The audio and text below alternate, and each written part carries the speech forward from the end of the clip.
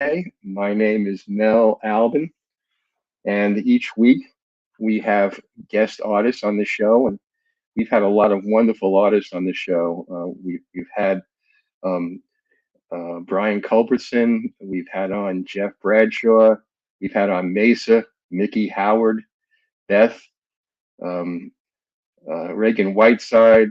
We had Annie Lennox. We've had Billy Ocean. We've had fabulous guests. And last week we actually had a promoter manager, Myron Ruffin, who was fascinating and really gave us a great insight into how the music industry has changed and how the role of managers and artists have changed significantly. So today is another day, and we have a wonderful artist here tonight. I'm so glad that she's going to be on the show.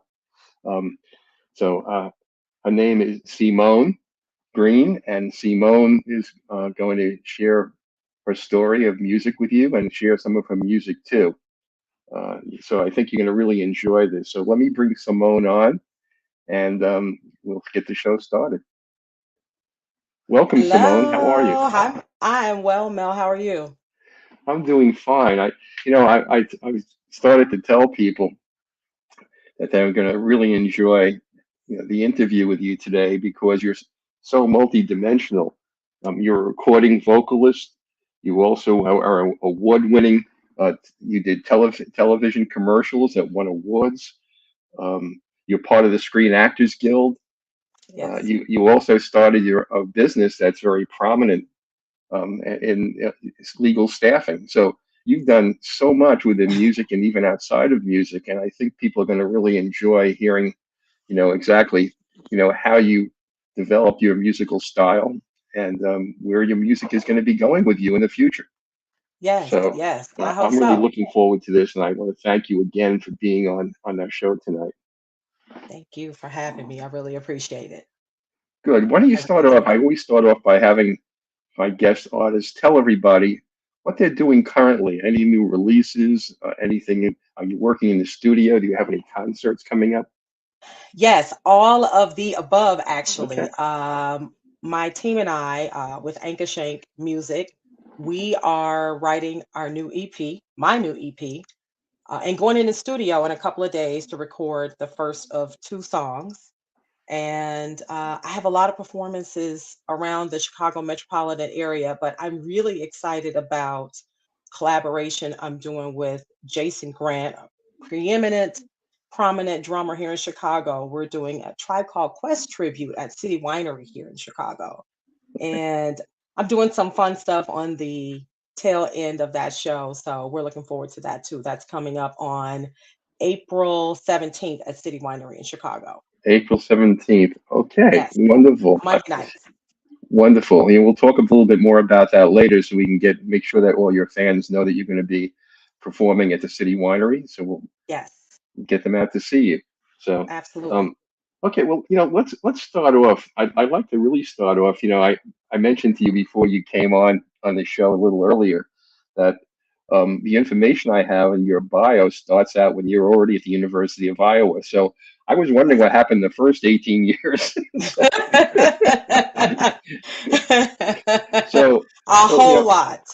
so what? Yeah, I know that you're from Little Rock originally, Mhm, and I I maybe am. you know a friend of mine who's a performer down there, Rodney Block. I have met Rodney before. I've been to a few of his shows whenever I go home to visit my family. He is fantastic. Yeah, he's terrific, and he was on the show also not long ago. Oh, Um, nice. yeah, Very I mean, nice. I've had pretty much so many jazz and jazz crossover musicians on the show. I probably can give you a list of people you know. I'm So sure. let's start out with your childhood. Was there music in your home? Were your parents musically inclined? My parents, and even to this day, they play music every Saturday and Sunday morning. My mother loved the blues, my father Uh, loved the blues, and every Saturday and Sunday, it was always on from the time we woke up until the end of the day. I mean, if people were even moving around other rooms, it was just faintly in the background. So as you move through the house, you always heard it. But neither one of my parents were musicians. neither But I was. got the bug early. from my cousin, actually. She sang in the church choir. Her name is Phyllis Green. Hey, Phyllis, love you. And I can remember going to church. I may have been second grade, something like that. But I remember going to church and she was singing this song. I think it was a Clock Sister song. And I was hooked from that point on. I knew I wanted to sing from that moment on. And I just, any chance that I could get to sing in the car, at home, I got on my siblings' nerves. But I wanted to sing. I sang with the choir in junior high school and to college. And that's what brought me to Chicago, my music. All right, let's talk a little bit more about Little Rock. Did you take voice lessons or music lessons of any kind? Do you play any instrument? No, no, I didn't. I didn't take any. Um, I just learned through listening to the radio. Back then I had a cassette tape, a little 8 track, Right, in tapes. I would always put the songs in, listen, write the words down because there was no internet for the lyrics. right. Sometimes if you had a CD cover, it had them on there, but back then it just, you wrote the lyrics down, you hit rewind a million times to try to understand what they're saying and sing. I just, I would get together with my friends and do the same thing. We take songs, listen to them. I'm a big fan of Prince. So I used to take a lot of Prince songs and write them down and sing them constantly. So who introduced you to Prince? I want to say just the radio. Just listen to the radio. Back then we listened to Casey Kasem. We listened to everybody. Everybody listened to the same thing. And Prince and Michael Jackson at the time were neck and neck. I had a Right. scrapbook for each one of them. But Prince, I absolutely love him. He's my favorite artist of all time. I'll tell you a quick funny story about Michael Jackson. I had Larry Dodson, who was the lead singer for the Bar-Kays, when the Bar-Kays were really hot in the late '70s. This is after Mhm. Otis Redding had the tragic plane crash because they were the band that backed Otis Redding. So Oh they wow. brought Larry Dodson on, and Larry told me on the show they had 20 #2 Billboard hits, but never #1. And I said, why? And he said, Michael Jackson. Yeah. No doubt about it. Yep. No doubt about it. Yeah, I thought that was a great story anyway. All right. So okay, what about public school? Did you join the choir or do anything in public school? I did. I did. I went to John L. McClellan. They just closed my high school after many, many years. I think it's a public school now or some other type of family program school. But went to public school. I did have a brief stint one summer in boarding school in Connecticut, which is kind of like one off. But and I took a piano class there. But in high school, I was part of the choir, not the show choir, just the regular choir. And that helped me a lot because it helped me with understanding the different parts, whether it was a soprano or an alto, and being able to sing with other people without getting off key and off pitch. Just out of curiosity, you an alto or contralto? Where do you fit? Um, I'm an alto. I sometimes can be a soprano. As I've gotten Sometimes. older, my voice has changed, so Yeah. I think I am definitely more of an alto these days. Okay. Wonderful. Okay. Yeah. So you started singing in the choir. Hmm. After you left high school, you went to the University of Iowa. Is that correct? Yes, yes, go Hawks. I went to the University of Iowa. Imagine that. Now, Um, I know you were. they had a representative from our high school, from the college, come to my high school. I know you were a sociology major. Why not a Hmm. music major? Honestly, I wasn't. It wasn't on my trajectory at that time. I was an athlete in high school. From the time I was 6 years old, I ran track, I played volleyball, I was a cheerleader and a student, and I just wanted to be a student for the first time, which is why I said no to all of my athletic scholarships. Maybe not in retrospect and in hindsight, maybe not the best decision I made, but I mean, I had a track scholarship to University of Arkansas in Fayetteville, and I said no.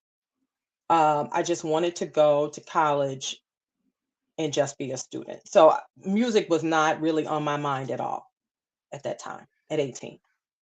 So I know that you mentioned your early musical influences. You had blues in the house and Michael Jackson and Prince, Yes. you know, both geniuses. Um, Yeah. Now you're in college. What musical taste had evolved by then? Were there new people, new musicians, and new artists? Yeah. Going to college in the Midwest, most of the Black students, anyway, were from the Chicago metropolitan area. And it was all about house music. I never heard house music before, but the DJs were all from Chicago for the most parts or New York. So we listen to house music. And now I absolutely love it. And actually, one of the songs on my EP is a house tune, a dance tune. Terrific. Now, But I also listen to old school R&B. That's close and dear to my heart. can you name some artists that you used to listen to? Up, Aretha Franklin for sure. I love Luther Vandross. Yeah, I'm a big fan of the OJs. yeah. Um, I'm a really big fan of Willie Clayton. I love the blues. Johnny Taylor, Denise LaSalle. A lot of the 70s and 80s. I listened to a lot of Natalie Cole. Um, a lot of those artists where they had real musicians playing for them Yes. versus the electronic tracks. I think that's why I gravitate towards singing live because it just the energy there is unmatched. And we're going to come back to this later because we're going to talk about composition. I know that you're a songwriter, and I want to talk about the process of creating music because Yeah, today, urban radio has narrowed the range of music that people can listen to considerably, right, and a lot of it is algorithmically created. It's not created by musicians and vocalists and right. lyricists. So, I want to come back to that because I know that's a really important part of your music. So we'll talk about that more too. But, Okay. you did when you did become part of a band when you were in Iowa, Shade of I Blue. Why don't you did. tell everybody I about that? did. How did Oh, that happen? wow. I love Shade of Blue. And as a matter of fact, 25 plus years later, I still sing with Shade of Blue. We just planned some shows in Iowa City for homecoming weekend this year in October. Looking forward to it. And we were also recently inducted into the Iowa Rock and Roll Hall of Fame Wow, during the that's great. pandemic. So Yeah. tell me, how did you Yeah. find Shade of Blue? Like, what happened? How did, So, of course, there's a story to that. As a matter of fact, Shade of Blue found us. And when I say us, I think about one of my singing partners, Joan Ruffin. She lives in Florida now, but Joan and I were singing in the gospel choir at the University of Iowa. And two of the musicians for the choir were in Shade of Blue. She was out, I think I was alto, or no, maybe we both were sopranos at the time. And they approached us about singing with them. And we went to a rehearsal and we've been with them ever since. I think that was in 1993. Yeah. It's fantastic. It's the two of us. We have a rhythm section, percussion section, saxophone player. Hey, Saul. And we're such a diverse group. Um, and we make really good music together. Yeah. We where, did a where, couple where, of CDs when we were there too. where were you performing primarily? And how are you managing that with your classes? It was a challenge. It was a challenge. I think that's probably why it took me so long to graduate, but I managed. We managed to do it all. I think I had a job too, in addition to singing with the band and going to college full time. Wow. Yeah, Wow. So, good times. you didn't want to be a music major, but you ended up doing music during college. Imagine that. Imagine that. So, did Shade of Blue record? Did they have, releases? We did some recordings and wrote some original music back in maybe 94, 95, something like that. Back then we had CDs, and I mean, we just used to sell them at the gigs. Right. But and I think we may have put together a live CD as well. but that's it. Did you ever chart? Did the band chart anywhere? No, no, we didn't. We never got that far. We Okay. never got that But it far. was a great experience for you, obviously. It was. I mean, that was my first time writing a song. Joan and I wrote a blues song. Um, it's called Phone Tag Blues. Um, and it's fun. I mean, we still sing that song to this day when Is, we get is, together. was that one of the And the first people in songs Iowa City love it. was that one of the first songs you ever wrote? Yes. As a matter of fact, it was the very first song I've ever written. Phone Tag Blues with Shade of And Blue. so work on the lyrics or the music, or how did that song come about?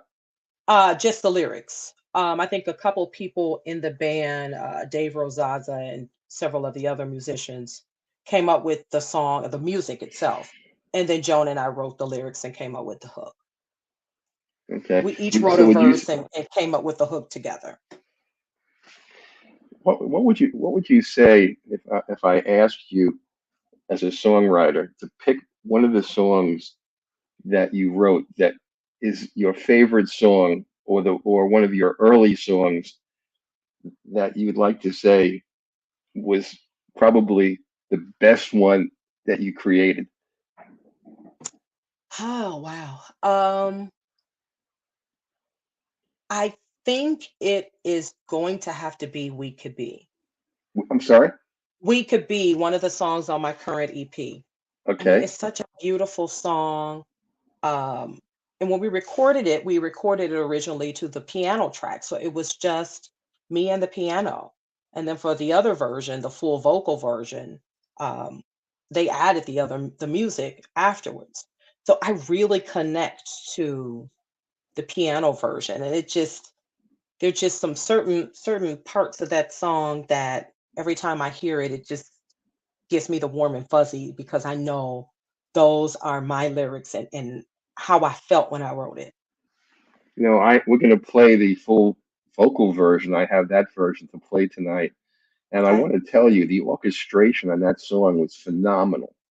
Thank you. I Thank you. mean, your Thank you. The voice is producers beautiful, did and a we're going great to job. play that. I'll play it now, in fact.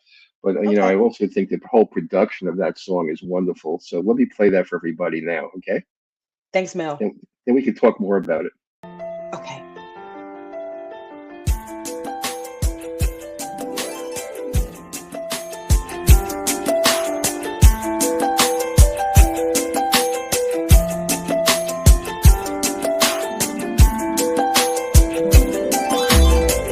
If I could be resistant to it all, if I could be the one to catch you when you fall, if I could be swift to change the lane, if I could be motionless to the pain.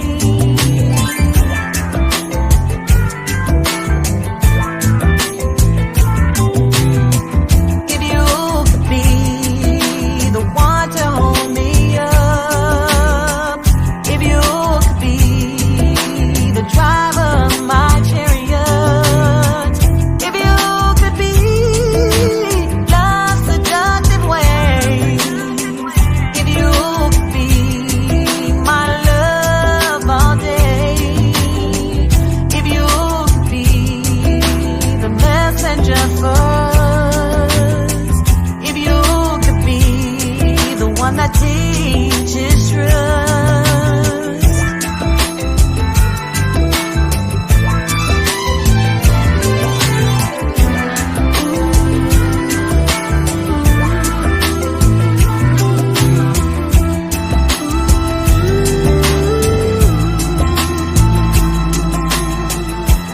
We could be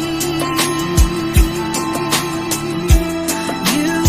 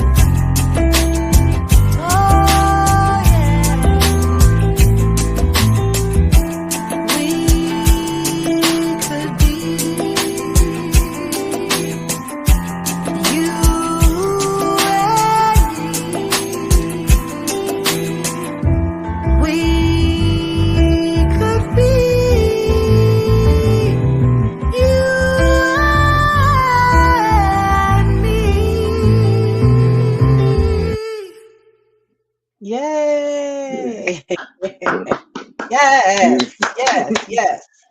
Okay, now I'm going to ask you a question that always fascinates me. How did you know when the song is finished that that's as far as you want to go with it? How do you make that decision? Luckily, I don't have to make that decision alone. Um, because it would be hard.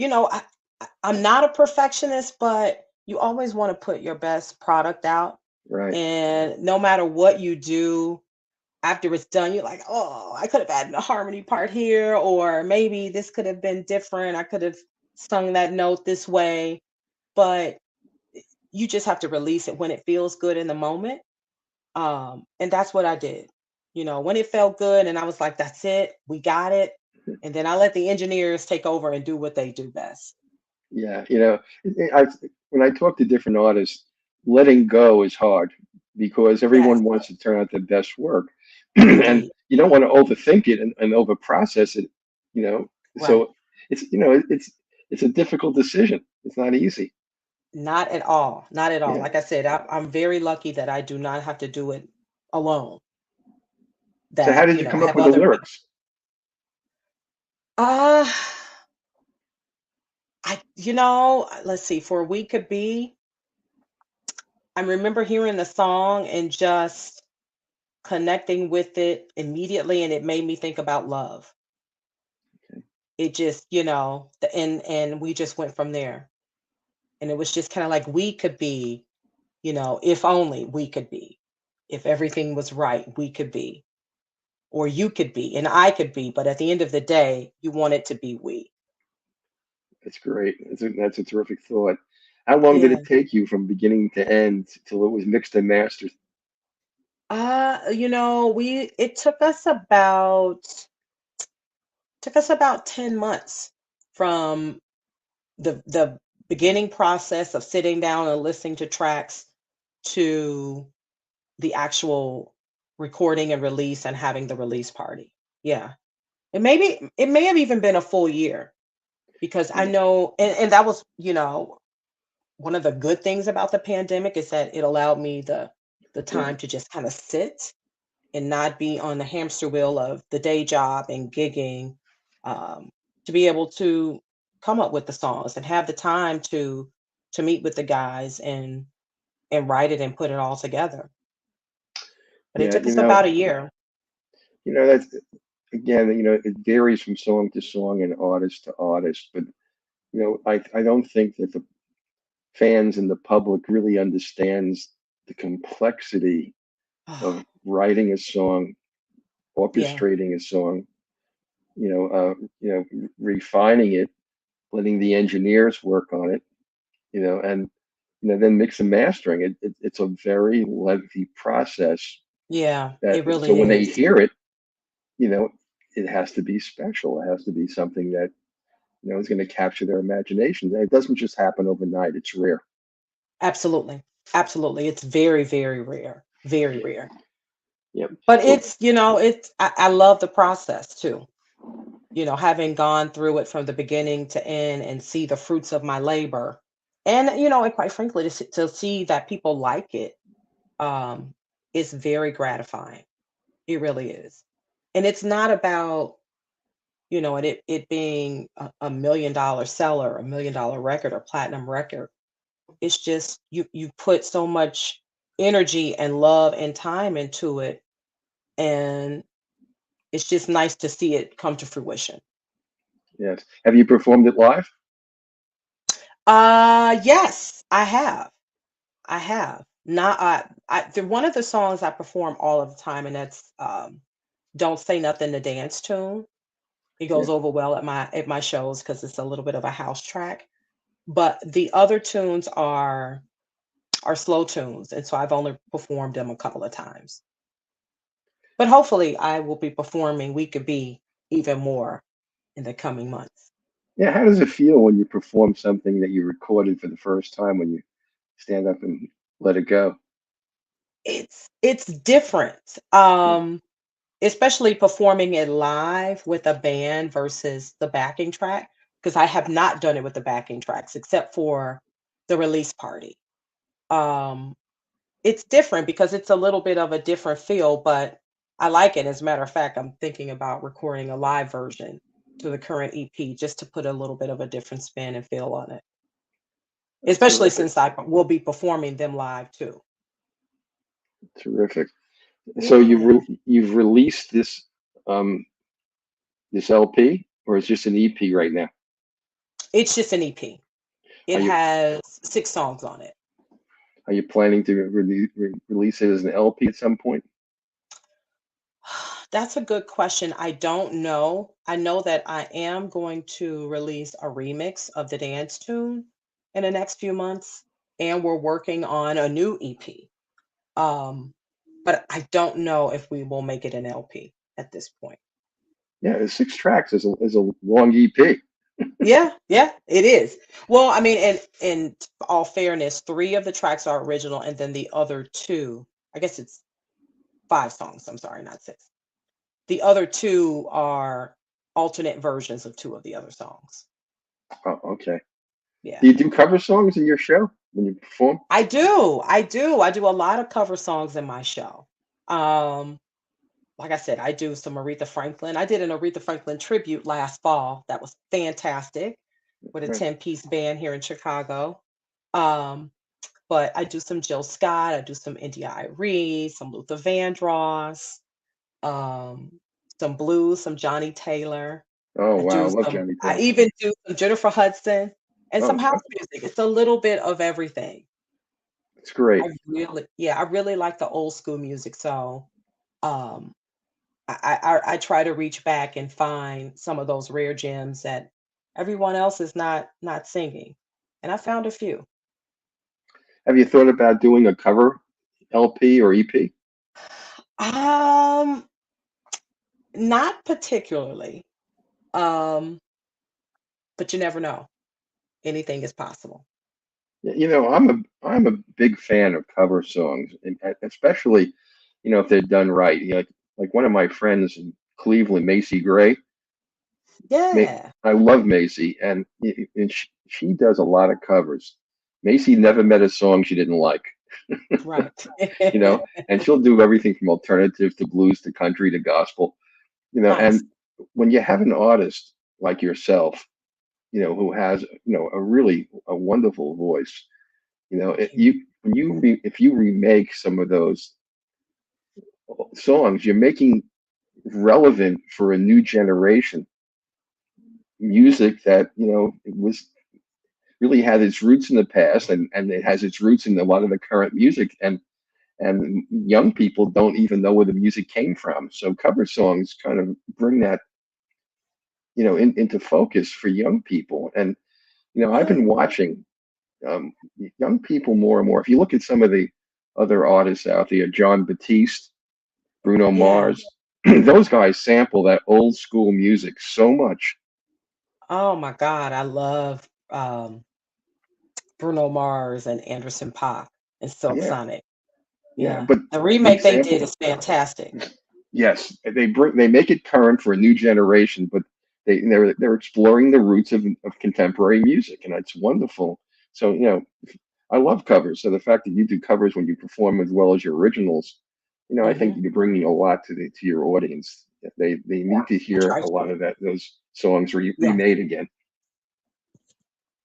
Something So to consider for sure. okay, let's talk about another phase of your career. Let's talk a little bit about how in the world did you end up doing TV commercials for Walmart? Tell us about how this happened. Ah, And you also, I left one part out. You went from Iowa to Chicago. yes, Why yes. Chicago? So while I was in college at Iowa, like I said, I did a little bit of everything. I worked, I was a bank teller at one point. I sang, I was in school full time, but I also did hair on the side. I was unlicensed at the time, but in the early 90s, there weren't a lot of salons that did black hair. So when you had graduate students that came in from different parts of the country, they were a little bit in shock. So part of my side hustle, if you will, was doing hair. And I was doing a girl's hair. She was a law student at Iowa. She's currently a lawyer here in Chicago. From Chicago. She knew that I sang with a band and that we had this CD. So she said, I have a cousin in Chicago and maybe, he's into music. Maybe I'll pass your CD on to him. I said, okay, no problem. Please do. People say they always know someone and Yeah, nothing right. ever happens. So I thought nothing of it.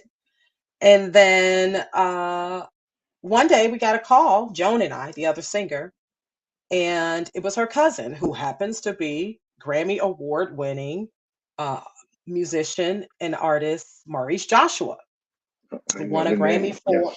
yeah, won a Grammy for doing a remix for Beyonce Yep. and has worked with Michael Jackson and everyone. So he's like, yeah, I like what you guys are doing. Why don't you come to Chicago? Let's meet. Vibe a little bit. So we went to his studio, and at the time he was trying to get a publishing deal. And he's had these tracks, and we would sing a few and go back to Iowa, and we were going back and forth. He's like, man, I need you guys here full time. It's like a lot going on. I'm trying to get this deal. And so we up and left and moved to Chicago, and I've been here ever since. Wow. Okay. Yeah, yeah. All right. So That's now what brought me here. let's go back to Walmart. How Yes. did that happen? So I was working, and I think can't remember how I met the musician or the writer of these songs. Guy by the name of Daryl Duncan. He had a company called Game Beat, and maybe our names were just out there. He needed some singers to help him with these jingles. He had these contracts with Walmart and Toyota and all these different places, and he needed singers, and he would call me to do the jingles. And he won several Addy Awards um, for the jingles that I sang on. Great. And one of them Wow. was a Walmart commercial. And then Wow. there was one that was in a Ugly Betty episode. I don't know if you remember that TV show on ABC a few years back, but it was a song for the Dance Dance Revolution game for the remix. It was a popular song. Yeah. Well, I also know that you became part of the Screen Actors Guild. Because of it, yes, yes, that was one of the benefits of doing commercials for TV and radio is that at the time there were two separate organizations. It was SAG, and then it was AFTRA for radio. And so within a year, I had become members of both. And now that they're one union, I'm still current and a member of SAG. I will be until the day that I die. That's wonderful. It's a You huge also, honor. yeah, your music was also used for some video games. Is that true? Yes, yes. For the Dance Dance Revolution video game that was out maybe 15 or 20 years ago. The dance games. And the name of the song was called Dance Dance Revolution. It was really popular for one of the remixes. Really Yeah. popular. And some of your music was used in some TV shows too. Keep your body moving. Yeah, yeah. I'm sorry. Yeah, that's the name of the song. Keep your body moving. It was used in a Ugly Betty episode, the television show back in, I guess, the early 2000s, late 90s. How Yeah. did that happen? I mean, how, Honestly, I have no idea. They had an episode about, I think, her little brother being hooked on the game. And the song, I guess, was a popular song. And honestly, I was watching the episode and heard the song and was just like, oh my God, that's me. That's me. wow. That's me singing in the background. How cool is that? So do you still do any jingles? Are you still working in that field? No, I have not. I think the last one I did was easily 10 or 12 years ago. I did several in English and Spanish for the Illinois lottery. Yeah, some of Okay. the different games that they had. That was fun, especially being able to do the English and the Spanish versions. Yeah. Pretty cool. I mean, the number of things that you got into somewhat serendipitously is pretty amazing. Yeah, yeah, yeah.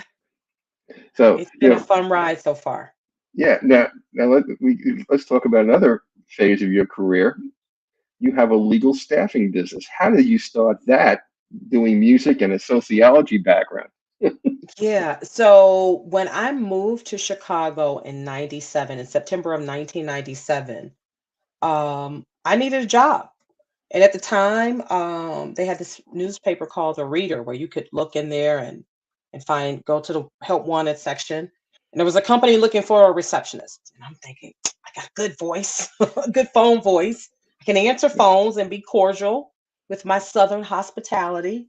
Um, and so I interviewed, I got the job, and it was a company by the name of Chicago Legal Search. They did attorney recruiting and solely attorney recruiting.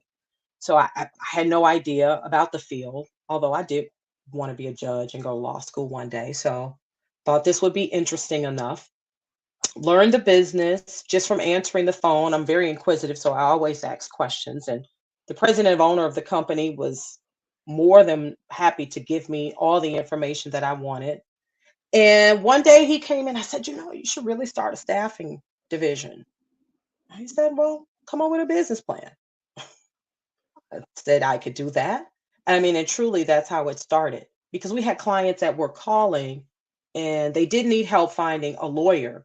They needed a paralegal, they needed a legal secretary, or they needed someone with a marketing or business development background, an office administrator. But I had to keep sending that business to other people.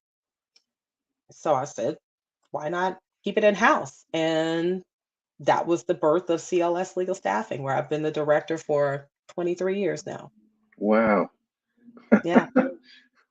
That's fantastic.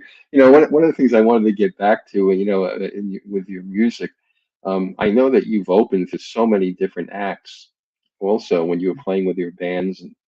And can you tell us about some of the people you shared a stage with?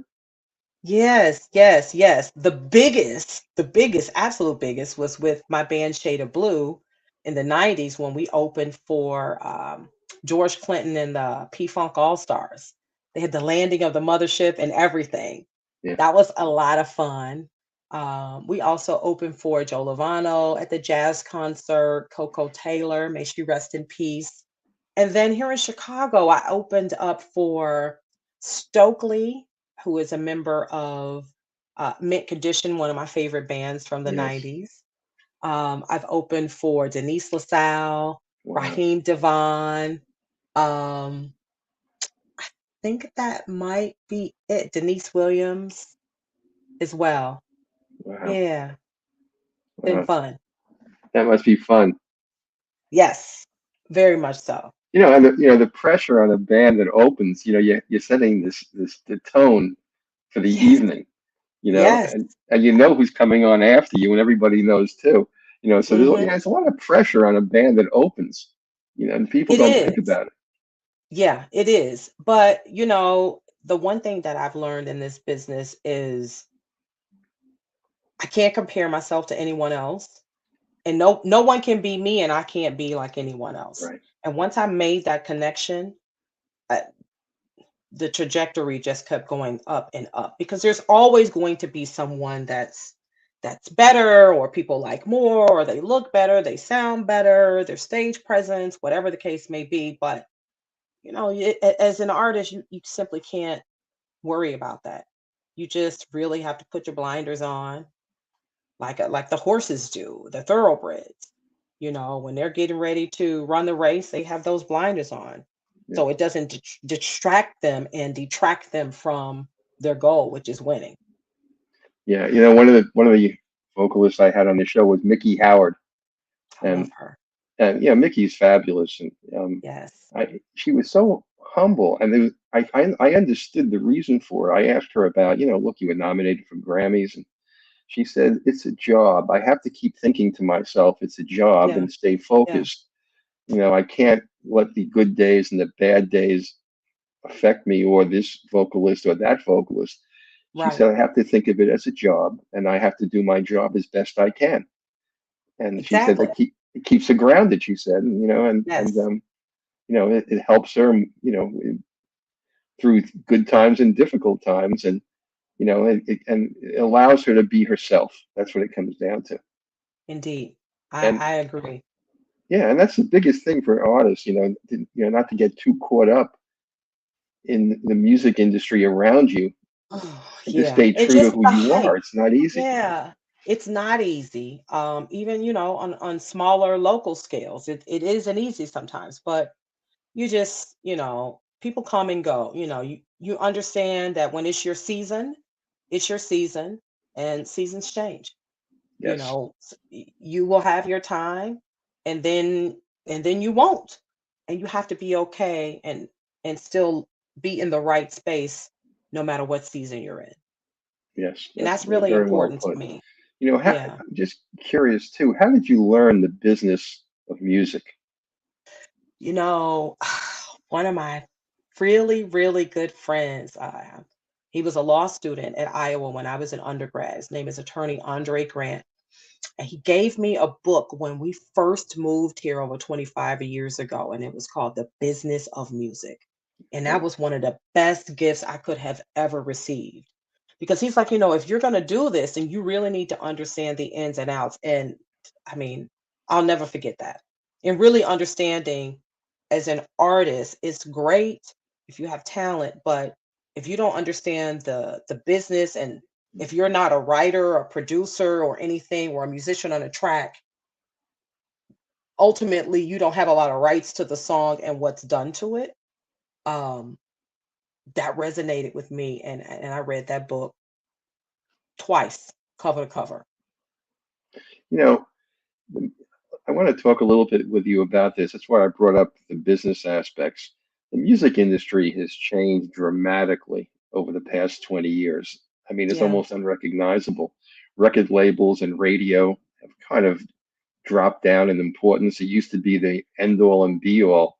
And when you went right. out and toured live, it was because the label put you out as an opening act for all their established acts. And you Yeah, know, and there was A&R. They would groom the artist, to have to develop a brand, a style of dress, you know, um, help them select the songs they would sing.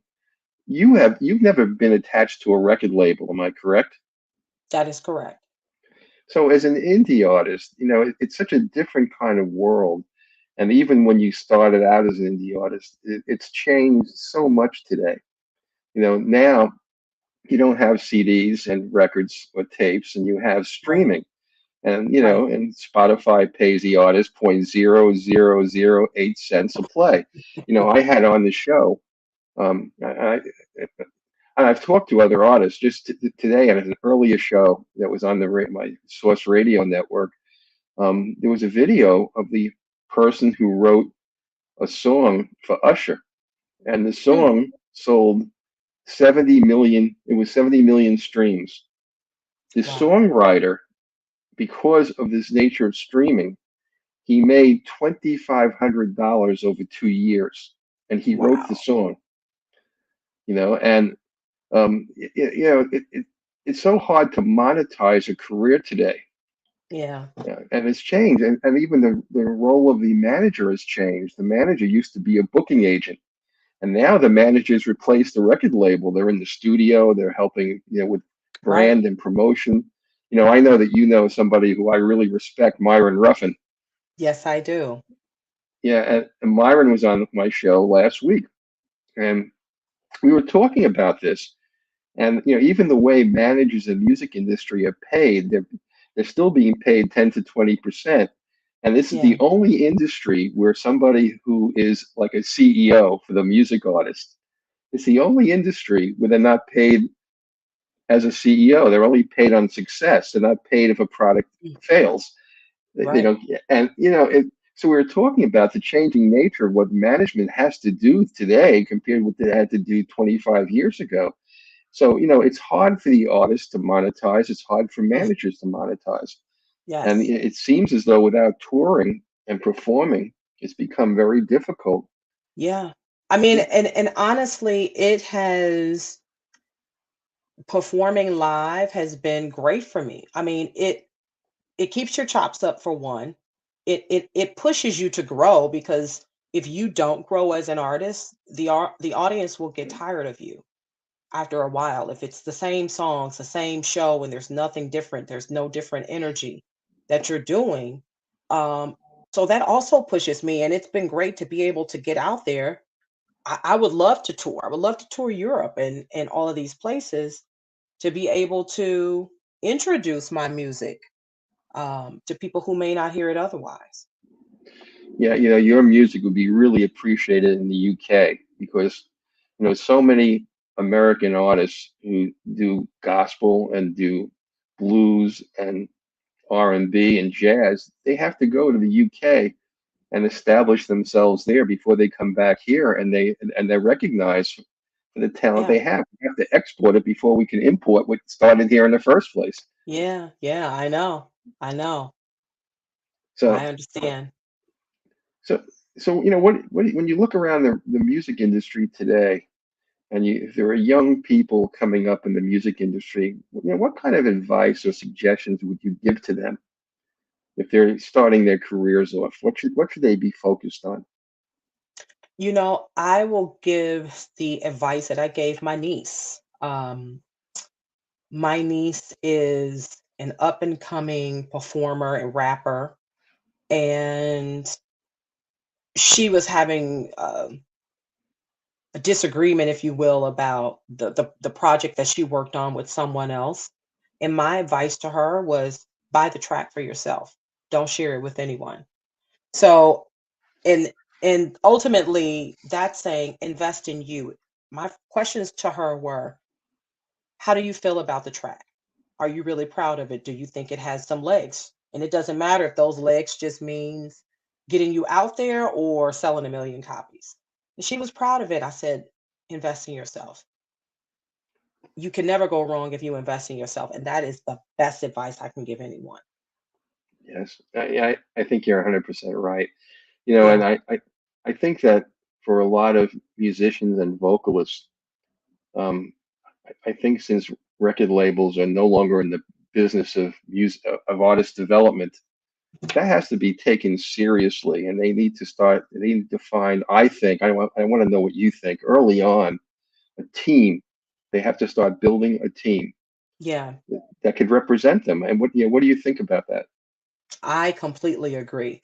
I didn't realize that. I thought honestly early on that, oh, maybe someone will just hear about me. Um, and they'll come to me, but that's not realistic.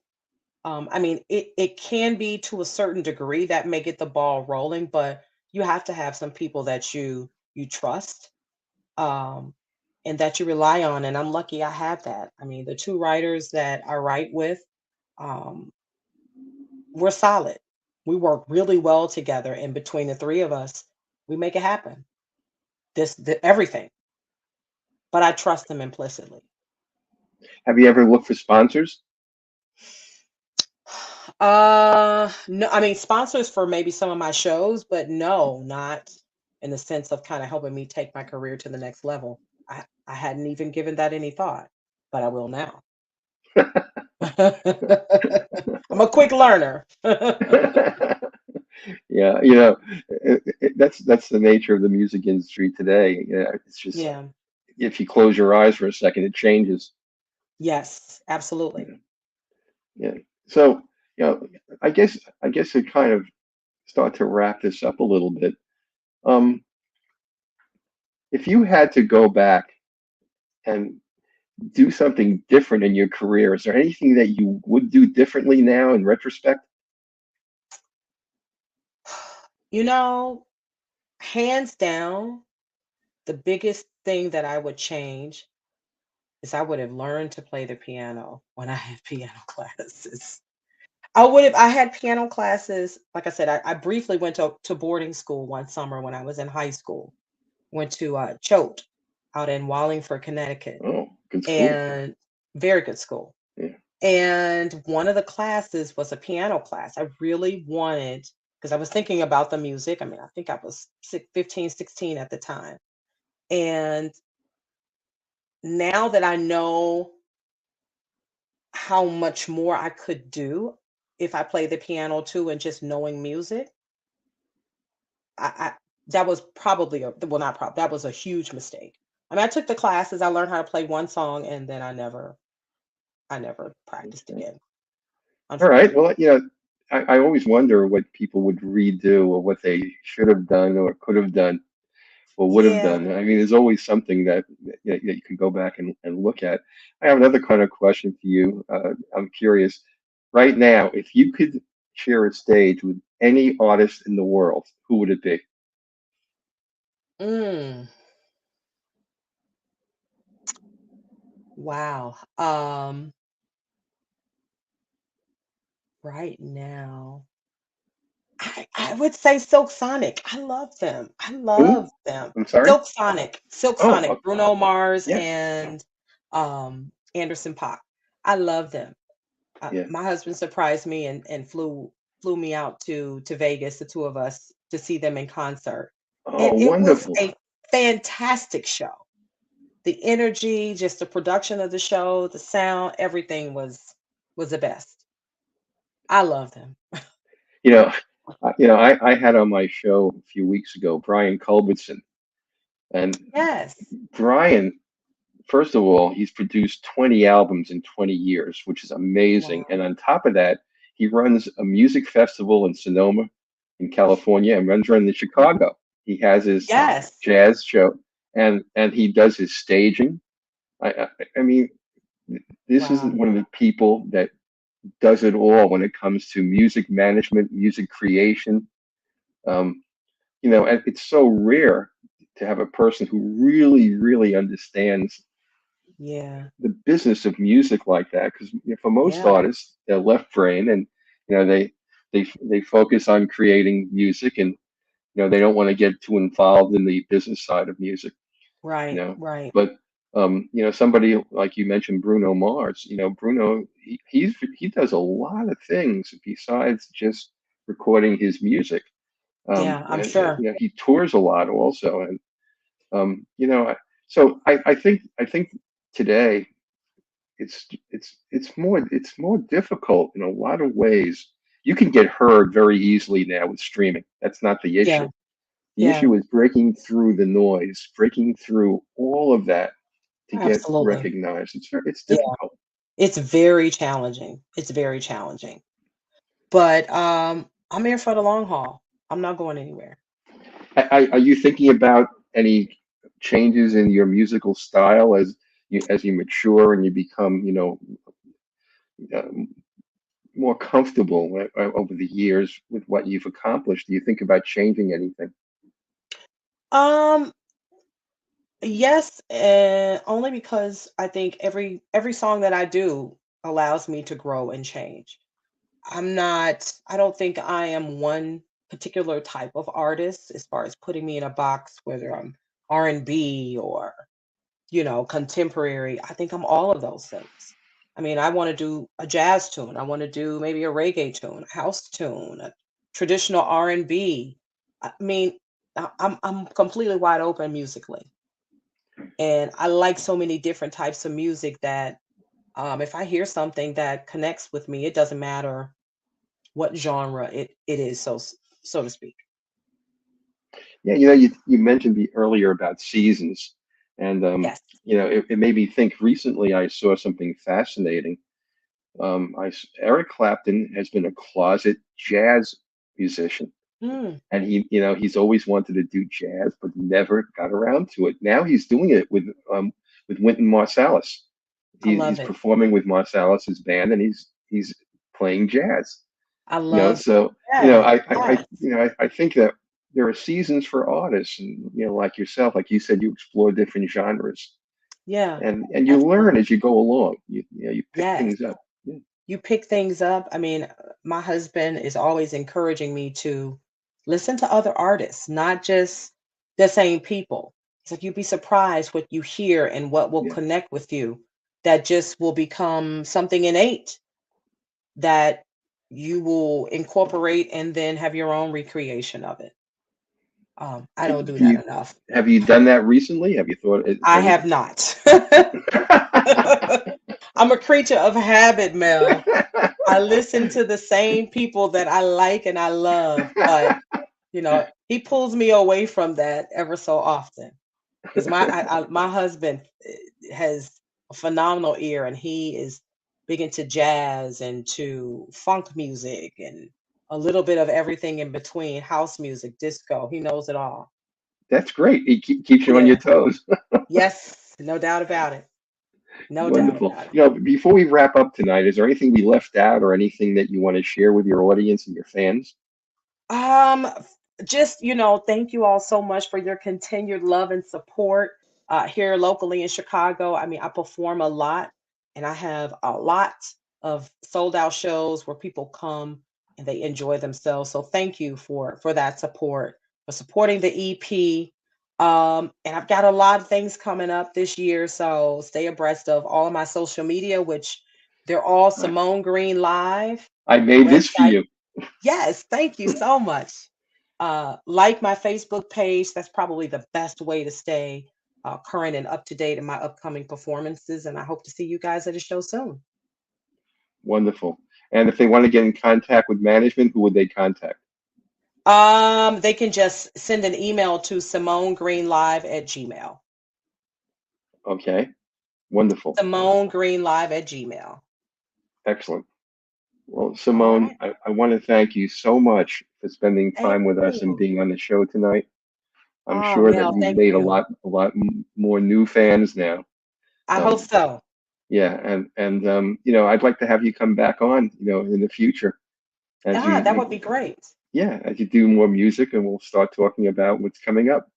Yes, yes. Okay. And everyone, please go pick up that EP. It's called East of Ordinary by yours truly, Simone Green. It's available on all major streaming platforms. You can actually buy it on Bandcamp. So please go out and support, and we hope you enjoy it. Wonderful.